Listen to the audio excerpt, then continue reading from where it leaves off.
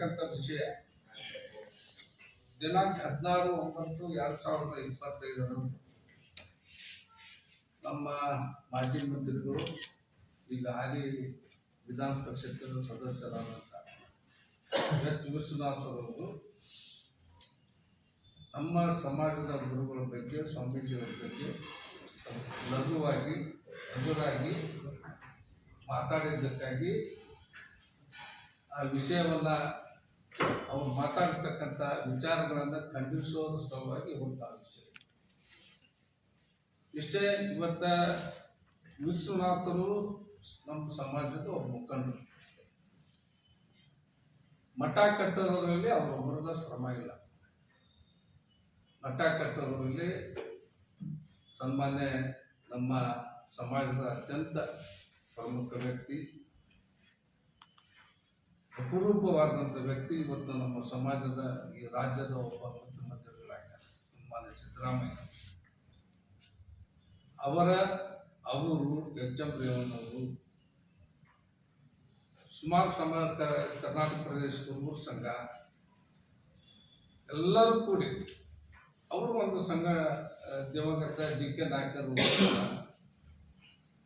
ಇಷ್ಟೆಲ್ಲ ಸಮಾಜ ಕೂಡಿ ಸಮಾಜಕ್ಕೆ ಒಂದು ಮಠ ಬೇಕು ಅಂತೇಳಿ, ಮಠ ಇದ್ದರೆ ನಮ್ಮ ಸಮಾಜ ಸಂಘಟನೆ ಆಕೈತಿ, ಶಿಕ್ಷಣದ ಕಡೆಗೆ ಒಲವು ತೋರಿಸ್ದಂಗೆ ಆಕೈತಿ, ಉತ್ತಮವಾದಂಥ ಅವ್ರಿಗೆ ಸಂಸ್ಕಾರ ಸಿಗಲಿ ಅಂತಕ್ಕಂಥ. ಯಾಕಂದ್ರೆ ನಾವು ಕುರಿಕಾಯ ಜನ, ರೈತಾಪಿ ಜನ, ನಮ್ಮಲ್ಲಿ ಇನ್ನೂ ಕೂಡ ಬೇರೆಯವ್ರನ್ನ ಹೋಲಿಕೆ ಮಾಡಿದ್ರೆ ಭಾಳ ಹಿಂದುಳಿದಿರ್ತಕ್ಕಂಥ ಸಮಾಜ ಈ ಕುರುಬ ಸಮಾಜ.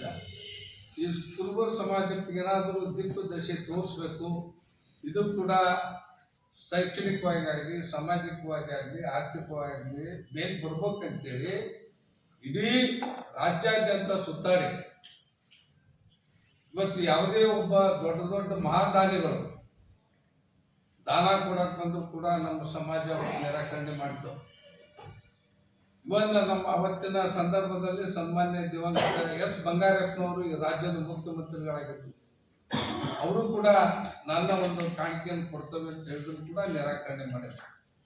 ಇದು ನಮ್ಮ ಸಮಾಜದ್ದು.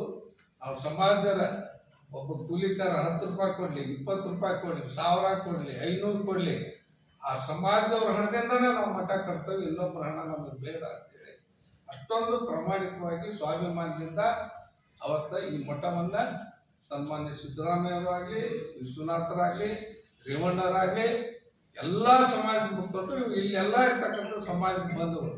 ನಾವು ಕೂಡ ಸ್ಥಳೀಯವಾಗಿ ಅಂದಿನ ಸಂದರ್ಭದಲ್ಲಿ ನಾನು ಕೂಡ ಜಿಲ್ಲಾ ಪರಿಷತ್ ಮೆಂಬರ್ ಇದ್ದೆ, ರಾಜೀವ್ಗೌಡರು ಜಿಲ್ಲಾ ಪರಿಷತ್ ಮೆಂಬರ್ ಇದ್ದರು.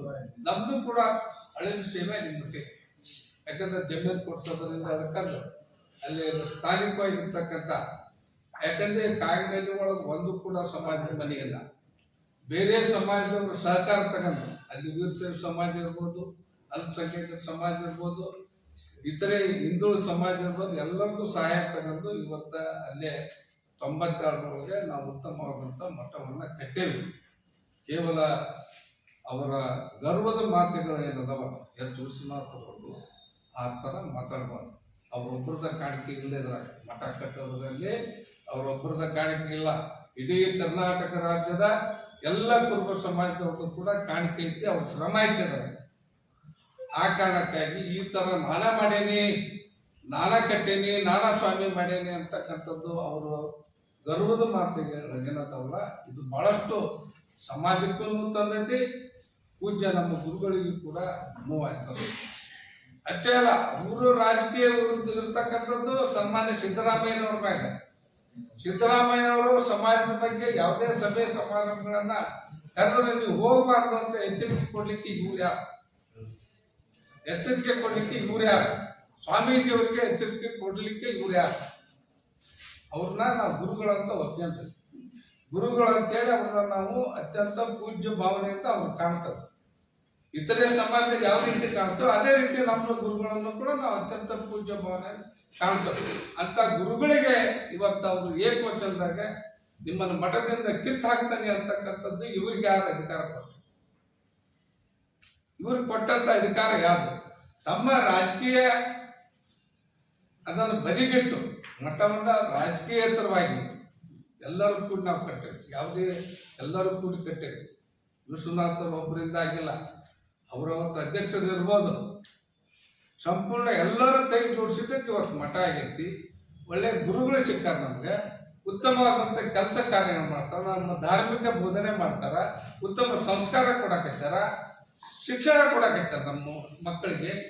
IAS KS ಎಲ್ಲ ರೀತಿಯ ಕೆಲಸವನ್ನು ಉತ್ತಮ ರೀತಿಯೊಳಗೆ ನಮ್ಮ ಈ ಪೂಜ್ಯ ಗುರುಗಳು ಬಂದಿಂದಾಗ ಜಗದ್ಗುರು ಶ್ರೀ ನಿರಂಜನಾನಂದಪುರಿ ಸ್ವಾಮೀಜಿಯವರು ಬಂದ ನಂತರ ಸುಮಾರು 200 ಕೋಟಿಗಿಂತಲೂ ಹೆಚ್ಚು ಇವತ್ತು ಸಮಾಜಕ್ಕೆ ಮಠಕ್ಕೆ ಆಸ್ತಿಯನ್ನು ಮಾಡ್ಯಾರ. ಅದು ಭಕ್ತರ ಕಡೆಯಿಂದ ಮತ್ತು ಸರ್ಕಾರದಿಂದ ಸಿಗ್ತಕ್ಕಂಥ ಸವಲತ್ತಿನಿಂದ ಈ ರೀತಿಯಾಗಿ ಒಬ್ಬ ಪ್ರಾಮಾಣಿಕವಾಗಿ ಸಮಾಜದ ಬಗ್ಗೆ ಕಳಕಳಿ ಇಟ್ಕೊಂಡು, ಆ ಸಮಾಜದ ಜನರ ಬಗ್ಗೆ ಕಳಕಳಿ ಇಟ್ಕೊಂಡು ಇವರು ಸಮಾಜ ಕಟ್ಟುತ್ತಿರ್ಬೇಕಾದ್ರೆ ಈ ರೀತಿ ಒಂದು ಉಡಾಫೆ ಮಾತುಗಳನ್ನು